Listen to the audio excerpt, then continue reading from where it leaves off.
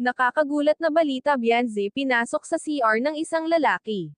Bago ko ipagpatuloy ang maikling reaction video na ito, hiling ko lang na tapusin ang panunood nito, at kung bago ka pa lang sa aking munting channel, paki-subscribe para lagi kang updated sa video ng mga kalingap, at huwag natin kalimutan na suportahan ang ama ng kalingap na si Val Santos Matubang, Ate Edna Vlog at Kalingap Rab.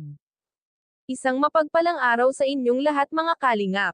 Atin ngang pag-usapan ang kumakalat na balita na pinasok daw itong si Bianze sa kanilang CR. Ito ay pinatunayan ng kanyang ina na talagang pinasok nga itong si Bianze sa CR habang naliligo.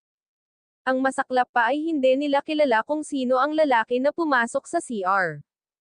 Kung mapapansin natin, mga kalingap, ang bahay ni Bianze ay malapit sa dagat, at mapapansin din natin na ang bahay nila ay malapit ng masira, kahit nga ang pinto ng CR nila ay sira-sira na rin, kaya kung may tao talaga na balak kang pasukin ay kayang-kaya pasukin dahil itong pinto ay sira-sira na rin, lalo pa at napakaganda ni Bianze. Pero ang pangyayaring ito na pinasok si Bianze sa CR ay medyo matagal na rin. Kaya ngayon ay pinaayos na nila ang CR, kasi kahit papaano ay may inaabot na rin si Kalingap Rab na pera para kay Bianze. Pinapahanap na nga rin sila ng lote ni Kalingap Rab, at ang bahay pala na tinitirahan ni na Bianze ay hindi kanila, at nakikita tira lang sila doon.